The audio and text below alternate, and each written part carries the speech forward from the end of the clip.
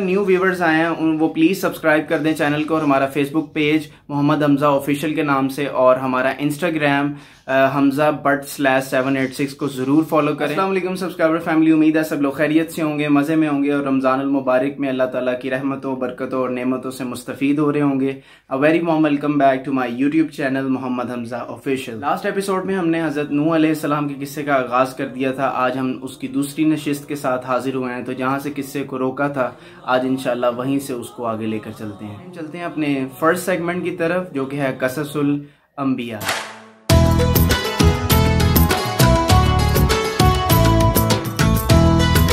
जब आपकी कौम के उन गुमराह लोगों ने आपके गले पर फंदा बांधकर आपको निढाल कर दिया और आप ज़मीन पर गिर गए, तो जैसे ही उनको ये मालूम हुआ कि हज़रत नूह अलैहिस्सलाम माज़अल्लाह दुनिया से परवाज़ कर चुके हैं, तो वो आपको उसी हालत में छोड़कर वहाँ से चले गए। दूसरी तरफ आपकी औलाद भी आपको ढूंढने के लिए उसी मकाम पर आ रही थी। नूह अलैहिस्सलाम के कुल 5 बेटे थे, जिनके नाम याफिस, हाम, साम, किनान और आबिर थे। इनमें से याफिस, हाम और साम आपको तलाश करने की गर्ज से उसी पहाड़ी के करीब आ रहे थे जहां हजरत नूह अलैहिस्सलाम वास फरमाया करते थे। जैसे ही वो पहाड़ी के पास पहुंचे तो उन्होंने अपने वालिद, अपने बरगुज़ीदा बाप की हालत देखकर फौरी उनको होश में लाने की तदाबीर शुरू कर दी।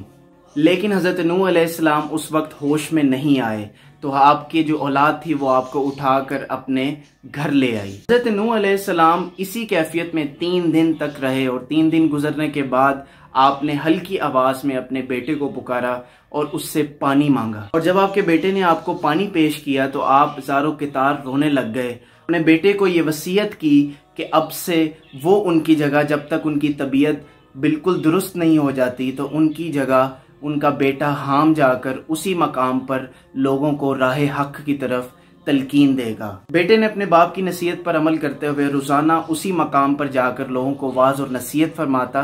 लेकिन वो जो शरीर नौजवान थे, जब उनको पता चला कि हजरत नूह अलैहिस्सलाम बिल्कुल सलामत हैं, तो वो और भी ज्यादा बिफर गए और उसी मकाम पर आकर जहां आपका बेटा वाज और नसीहत फरमाता था, उसी मकाम पर आकर उसको भी अजियत पहुंचाने लग गए। और आपकी कौम के लोग उस वक्त ज्यादा बिफर जाते और गम और गुस्से का मुजाहरा करते जब उनके हाथों से बनाए हुए उनके बुत और उनके खुदाओं को बुरा भला कहा जाता, तो वो और ज्यादा बिफर जाते।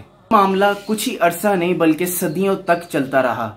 जी हाँ, हजरत नूह अलैहिस्सलाम की उम्र जो थी वो 900 साल से भी ज्यादा थी। तो आपने कई सदियों तक राह हक की तलकीन देने के लिए तमाम लोगों को इकट्ठा करते रहे। लेकिन सदियों बरस की मेहनत के बाद भी हजरत नूह अलैहिस्सलाम की जो फहरिस्त में लोग थे और राह हक पर आए थे, वो सिर्फ 40 मर्द और 40 औरतों के अलावा और कोई ना थे। हजरत नूह अलैहिस्सलाम का इन सब हालात के बावजूद आपका हौसला और अज़्म कभी ना टूटा, बल्कि दिन ब दिन आपका हौसला बुलंद होता चला गया।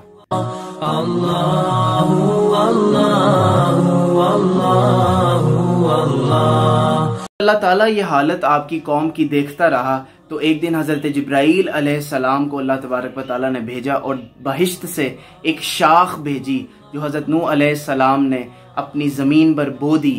और जैसे ही वो शाख अपनी ज़मीन पर बो दी तो तमाम काफिरों की बीवियां भांज हो गईं और वो पौधा 40 साल के अरसे में एक पौधे से दरख्त की शक्ल इख्तियार कर गया और 40 साल तक किसी काफिर के यहाँ कोई औलाद न हुई। सदियों की मेहनत के बाद आपकी कौम राह रास्त पर नहीं आई। नूह अलैहिस्सलाम ने अल्लाह तबारक व तआला से ये दुआ की कि अगर ये लोग इसी तरीके से गुमराह ही रहेंगे तो ये दुनिया में तरह तरह के फासिक और फाजिर अवामिल करेंगे और अल्लाह तबारक व तआला की नाफरमानियां करेंगे और ज़मीन पर बुतों की पूजा करते रहेंगे।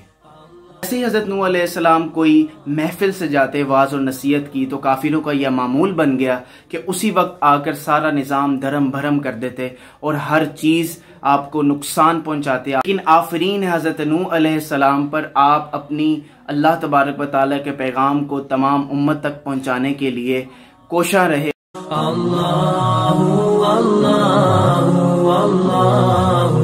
हजरत नूह अलैहिस्सलाम की कौम दीन हक की तरफ नहीं आ रही थी, तो अल्लाह तबारक व तआला के हुक्म हुआ कि ऐ नूह एक कश्ती बनाओ।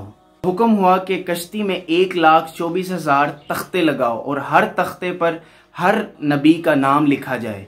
आपने इसी तरह किया और जैसे ही आपने तमाम तख्तों पर 1,24,000 पैगम्बरों का नाम लिख दिया तो जब एक रात गुजरी तो सुबह उठकर देखा तो वो तमाम नाम मिट चुके थे। नूह अलैहिस्सलाम देखकर बहुत हैरान हुए और आपने दोबारा उस कश्ती के तख्तों पर तमाम नाम दोबारा लिख दिए।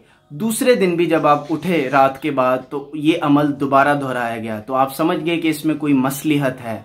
वक्त हुक्म रब्बी हुआ कि ऐ नूह, इन नामों को हमारे नाम से शुरू करो और आखिरुज़्ज़मान नबी मोहम्मद मुस्तफ़ा सल्लल्लाहु अलैहि वसल्लम के नाम पर इख्तिताम कर दो। हुक्म रब्बी के मुताबिक हज़रत नूह अलैहिस्सलाम ने इसी तरह किया। हज़रत नूह अलैहिस्सलाम अपने साथियों और अपने औलाद की मदद से कश्ती बनाते तो काफिर आपका तमस्कुर उड़ाते थे कि यहाँ तो एक पानी बूंद का भी नहीं है और तुम कश्ती बना रहे हो। कुरान मजीद की सूरह हूद आयत नंबर 38 के तर्जमे का मफहूम है कि अगर आज तुम हम पर हंसते हो तो आने वाले वक्त में हम तुम पर हंसेंगे और ये वक्त बहुत जल्द आने वाला है। कश्ती की लंबाई जो थी वो 440 गज थी और चौड़ाई जो थी वो 360 गज थी। कश्ती में कुल 3 दर्जे थे। सबसे निचला दर्जा जानवरों चौपाहियों के लिए और दूसरा दर्जा जो था वो वहशी जानवरों के लिए और जो तीसरा था वो हज़रत नूह अलैहिस्सलाम और आपके तमाम रुफका के लिए। नूह अलैहिस्सलाम अब शब रोज कश्ती बनाने में मसरूफ हो गए। अब इससे आगे क्या हुआ ये आपको पता चलेगा नेक्स्ट एपिसोड में कि हज़रत नूह अलैहिस्सलाम ने जब कश्ती बना ली तो उसके आगे क्या हुआ। अब हम चलते हैं अपने नेक्स्ट सेगमेंट की तरफ जिसका नाम है नाते रसूल मकबूल सल्लल्लाहु अलैहि वसल्लम।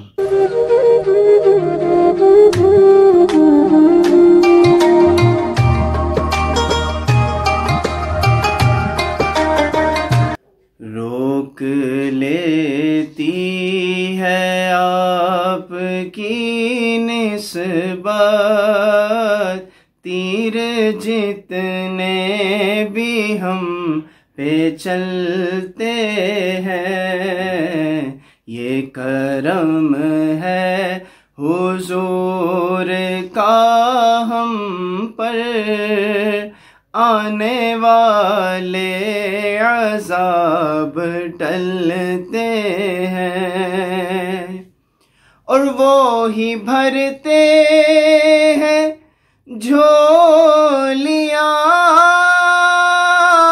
सबकी,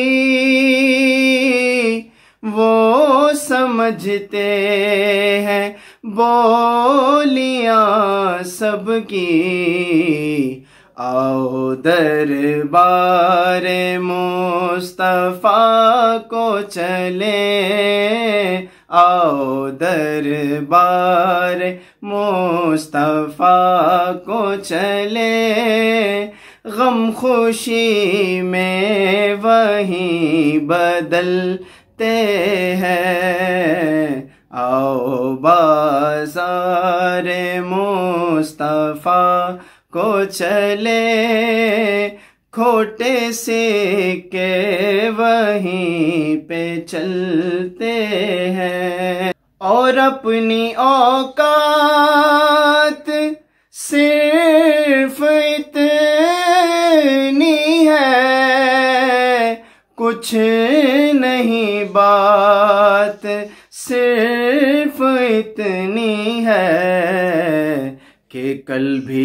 टुकड़ों पे उनके पलते थे, कल भी टुकड़ों पे उनके पलते थे, अब भी टुकड़ों पे उनके पलते हैं। ये करम है हुजूर का हम पर, आने वाले अज़ाब टलते हैं।